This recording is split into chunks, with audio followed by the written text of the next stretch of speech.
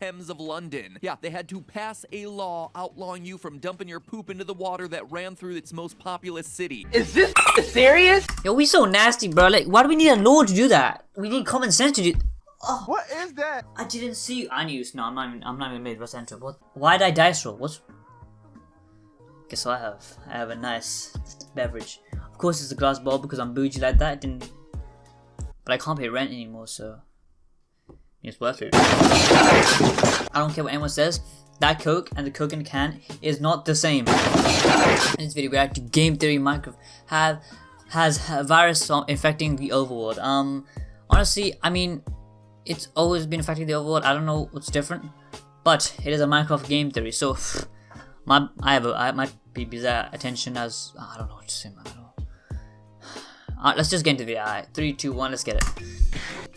Ugh, I am so done with literally every game being Last a of Us 2 is zombie so survival shit. game. I get it. The Walking Dead was a popular franchise. 2010 called. They want their genre back. Give me Okay. something new. Totally. Hey, you want to go gather some resources? Sure. They ask Well, you Minecraft. You just have to say that you're fine when you're not really fine. You just can't get into it. Rip in the chat. Fear the. Hello, Internet. Welcome to Game Dude. Most iconic intro. I don't care. Blockheads. Before we begin today's episode, a quick I'm pretty much a reminder blockhead. that this Tuesday, December Sinju. 1st, is the big show that I Yes. have been hyping on Children's Research Hospital and their mission. Well, of if ending I don't see childhood everyone go and watch cancer. that, I'm It is sorry, a God. stream that has been I'm gonna staple your year in the testicles. making. A stream that'll feature I don't favorite know. creators of yours like Mr. Beast, Marquez Beast. Brownlee, Jaden Sheesh. Animations, Pokemon, Yeah, okay. and Minecraft Yeah, speedrunner Dream. Tune in for a massive I don't like all-day Pokemon. show I don't know featuring why. video I games, just don't like really it. embarrassing challenges, a lot of fun surprises along the way, just something Dream, that you though. are not going to want to I miss. need It to- is no, I a need to new stop. show every hour on the hour. It is very elaborate, but man, is it going to be fun. Okay, so today we're going to be talking about some of the changes that were added with the Nether update earlier this year, and then using that information to go back and examine one of the oldest parts of Minecraft, the zombies. Zombies Yep. are such an omnipresent part of pop culture nowadays that it's easy to overlook them, which is kind of ironic considering kind of what facts. made them explode onto the scene in the first place was how They're unique. horrific they were. Yeah. And now they're mundane again, such as the circle of life, or the We've seen them too many times, you know. It's like it's just a zombie. And of course, the zombie jockeys are just always terrifying. Those things will mess you up. Anyway, in all of That my shit gives me exploration nightmares. of Minecraft lore up to this point, I've tended to skip over them for exactly that reason. They're just kind of there. Meh, generic hostile mob. In a world full of Yeah, exactly. fire-breathing dragons, three-headed Withers, withers, exploding moss creep, monsters, and teleporting Slenderman, Enderman, there's oh my just God. so many other cooler things to talk about. The zombies. are just very easy to overlook, but you know what? Exactly. That was dumb of me. Short-sighted, because they are the Build 2 bedrock blocks, upon you which can't do nothing. Minecraft is built. In a very literal sense, these guys have been a part of the game since the beginning in update 0.2.0. So if anything has an importance to the lore, it's probably them. And you know what? They do. With some of the updates made to the Nether, I believe we Okay. now have some very interesting leads as to what zombies are and how they play into the overall narrative of the game. Today we're talking about how the zombies and other zombified mobs might just be the most important clues for discovering what may have pushed an ancient race of builders to flee the overworld and live in the end. One of the things that sent me down this rabbit hole was reading Minecraft the Island, an official Minecraft novel. Yes, in absence of new FNAF books, I've now moved on to Minecraft, Minecraft novels. books. I mean,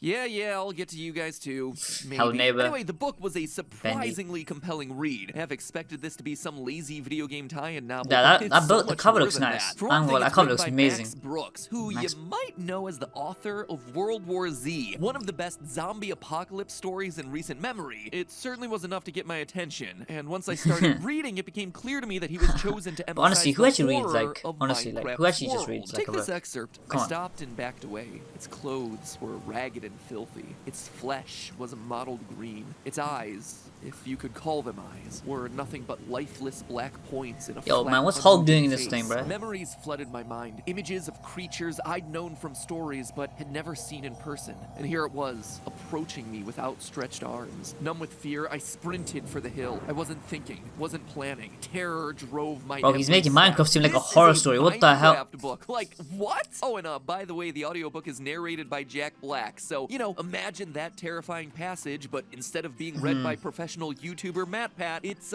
being read Exactly. by professional YouTuber Jablinski Games. Five Nights at Freddy's.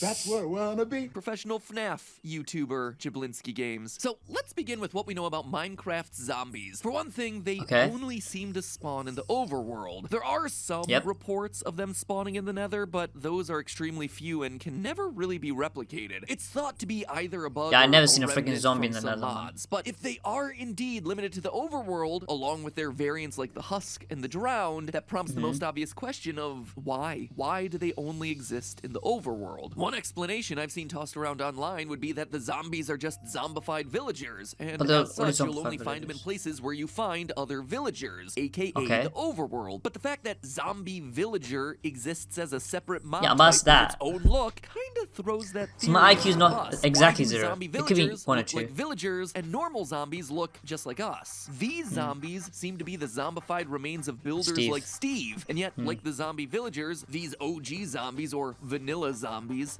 tasty zombies, are only found in the overworld. If I have to be zombies really trying are to eat them. truly the remains I of would eat dead them as well, players but yeah. or a race of ancient builders from the past or whatever, why wouldn't you find zombies anywhere that Steve-like builders are able to go, like the Nether and the End? It's suspicious. Well, I think the answer to this Very question lies in the suspicious. behavior of another mob, the zombified piglin. We actually talked about the zombie piglin I don't care, right? If you're on Pigman, you see, you don't punch me. I don't care who you are in Minecraft. Alright, I'm punching everybody. Alright, I think actually that was really stupid. I remember doing that once. I died really fast, bro. I don't care who you are in Minecraft. I will punch anybody.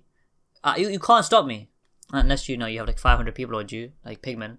previously on the channel back before the 1.16 Nether update, and since then there have been some noteworthy new changes with this particular mob. Back when I did my first video on them, there was really no explanation for what could have created humanoid zombie pigs. The only thing that we had to go on was that they spawned when lightning struck near a pig, and since then, as the Mojang team has further developed the piglin mob, it appears as though Minecraft wants that feature removed. Quote from lead creative designer Jeb on Twitter, @Jeb, will pigs struck by lightning become zombified piglin or regular piglin? Jeb's reply, we will likely remove that feature because it'll work differently. This tells me that even though, as I write this, lightning near a pig still spawns a zombified piglin, it's more a thing that's been grandfathered in as an Easter egg to OG players, but no longer represents the new lore that they have in mind for this particular mob type. So what spawn mechanic does reflect how piglins, not pigs, canonically become zombified piglins? Visiting the overworld. I'm serious. If you take a piglin out to the overworld or the End, after 15 seconds, they turn into a zombified piglin, just as a result of standing in the overworld and breathing. And I mean that literally. It seems like the only maybe just like the area they're in for what could be happening here. That atmospheres. the piglins, upon traveling to the overworld, begin breathing in something that just magically turns them from a perfectly well-functioning living creature into a flesh-starved zombie. It's bizarre. Something about being in the overworld turns piglins into zombies. As I see it, the only explanation for this is some sort of airborne zombie virus. Now, that might seem crazy at first. And how does Steve not get affected? And the villagers are all able to run around in the overworld all day, breathing in the same air without turning into zombies. So what gives? Well, that question is best answered by turning to some very real and some very tragic history. As you might have learned in your history class, when European colonists came to America and started interacting with the native population, it didn't go well for the indigenous Americans. In fact, it's estimated that over 90% of indigenous Americans were killed in the decades that followed. It's just horrific. But why I bring this up today is how they died. Because while the Europeans that settled in America certainly did kill plenty of indigenous Americans in warfare, most were killed by diseases such as smallpox, measles, and influenza. Diseases that were common in Europe, but completely new to the indigenous population of the New World. In many cases, they weren't even getting these diseases from people who were displaying symptoms of the sickness. The European explorers were asymptomatic carriers of diseases. Something like nowadays. I don't know what it is though. In 2020, a lot of us have become all too familiar with. These were all diseases that Europeans had been dealing with for generations, and with each passing generation, the people who managed to survive dying from some terrible epidemic passed on their antibodies and immunities to their descendants. With each generation, Europeans gained stronger and stronger immune systems, which meant that formerly devastating diseases were no longer longer No quite match. so deadly. So when the Europeans brought these diseases to the New World, exposing a population whose ancestors had no opportunity to build up those same immunities, the results were devastating. But there's a part of this story that might strike some people as a gaping hole. Why weren't What? the Europeans having the same problem? They too were in a new land encountering new people. Why weren't the colonists dying of the American diseases? Well, the answer is cities. Europeans lived in densely packed cities, which were breeding grounds for infection. Another thing that we've seen pretty darn clearly in 2020. I don't know if you've heard about this one. Looks like a lot of people are still missing the memo, but big gatherings of people all packed together in a tight Especially if space you're the are same one of people, the like, that's even easiest worse. ways to spread a virus. Go figure. Social distancing starts to get a whole lot harder when you're all packed together like sardines. And all of that gets compounded far worse when you don't have modern conveniences like plumbing and clean water. If you want an indication of how big a problem water contamination was during this time, it took until 1535 to finally prohibit people from dumping their excrement into the River Thames of London. Yeah, they had to pass a law outlawing you from dumping your poop into the water that ran through its most populous city. Is this serious? Yo, we so nasty, bro. Like, why do we need a law to do that? We need common sense to do. You're so stupid. I swear to God. Oh my God.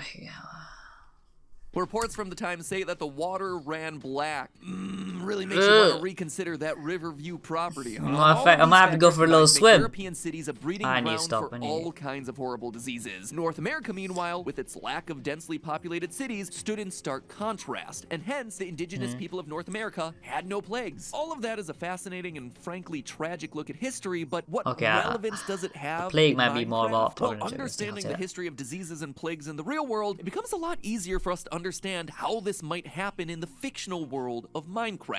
Let's just assume for a minute that there is a zombie plague floating around in the air of Minecraft's overworld and end. We don't know how it would have started or why. Maybe it was the result of experiments trying to resurrect the dead like we've talked about in a previous theory. Maybe it was somehow tied to the appearance of the Wither. Who knows? But let's just say that it happened. Well, in those early days, it wouldn't be pretty. Those who managed to avoid being turned into zombies would still have to deal with the menace of being attacked by the undead. Zombies. It could very well be that the zombie zombies are pretty slow though, you can run away. Wiping out the overworld's population. The reason that the overworld is filled with so many abandoned structures, like the desert pyramids, the jungle that makes a lot more sense. That makes sense. Some of the early members of this ancient civilization may have fled to the end to try and escape the plague, like I've been guessing for the better part of the last year. But over successive generations of natural selection, the people in the overworld developed stronger immune systems that were resistant to the airborne plague. So they can't get affected. Of today are the beneficiaries of those many generations of inherited immunity. They only turn when they're bitten, which makes sense. One of the most important defense mechanisms that we have against infection is our skin, and a bite bypasses that to inject the zombie virus directly into the bloodstream, delivering a viral load high enough to transform some villagers. And for as overthinking and overreaching as that statement might seem, design details of the game seem to support the theory. Some villagers will be zombified when attacked by zombies, while some others appear to be fully immune. 50% of villagers will simply lose health when attacked by zombies and eventually die without ever being turned, which tells us that some are immune or more resistant to the zombie curse. Weird, right? It's an awfully suspicious detail. Why, though, wouldn't a zombie virus exist in the Nether when it's both in the end and the overworld? My guess? Temperature. Warmer climates tend to be better at fending off pathogens, and likewise, when it's colder, viruses are more likely to be spread. That's why you're more likely to get a cold in the winter, the flu in the winter, and why everyone was talking about the second spike of COVID happening during the fall and winter months. One of the reasons your body heats up and developes a fever when you're sick is that certain infections have a harder time surviving at higher temperatures. Get rid of them. Kill them. What can be hotter than